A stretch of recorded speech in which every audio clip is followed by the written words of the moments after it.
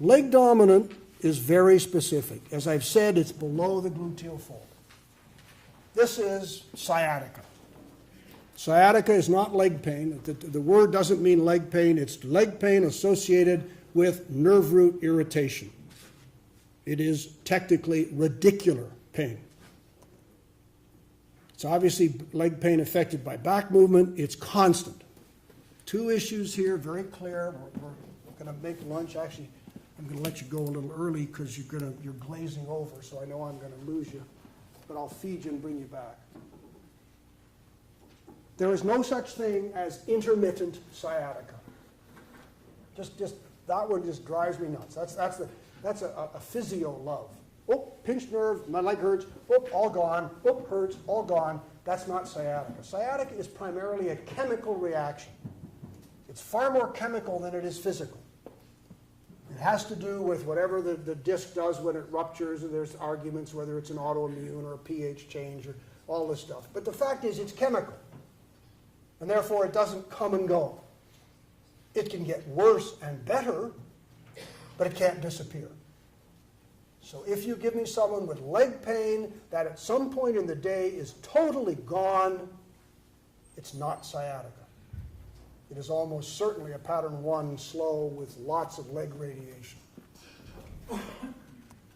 The physical examination requires a positive, irritative, and or conductive test. This is a rule, if you like. And I guess it's a rule because we're making the rules. Don't diagnose sciatica in the patient with normal neurology, because you'll be wrong. You will be wrong. There has to be something to find. Now remember, positive straight leg raise, 90 degrees, that's my typical pain, still a positive test, that counts.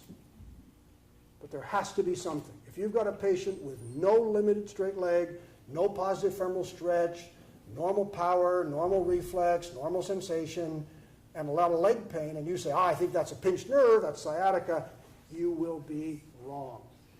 It's way overcalled. Family doctors have a bad track record for diagnosing pinched nerves that aren't pinched. So restrict your sciatic diagnosis, your pattern 3 diagnosis, to those patients that have a positive neurologic finding. Without it, don't go there. So it can be an irritative test without the conduction loss? Oh yeah, most of them have irritated without conduction. Yeah, the majority of sciatics do not have a conduction loss. The majority have irritative only. And you go looking for the loss, you can't find it, you know it ought to be there, but it isn't. But then you do the image because you're going to operate, and then you see the disc. And, yeah. What if you have conduction loss without irritative? It works. It works. It's a very small subset, but again, positive neurology. Right? And or it says, very small subset of patients that get a history of, my back was bad, oh my God, yesterday my leg just went crazy, the pain is gone now, but look, I got a dropped foot. That's a sciatic patient. And in fact, what we think is it has to do with the location along the nerve root that they get pronged. And those people, we think, are hit further out, past the dorsal root ganglion, in the lateral recess, or even outside. That's where they get hammered. So we think that reflects a different location for the pathology. But I don't want to talk pathology, so forget I just said that. But the fact is, yes, it does happen.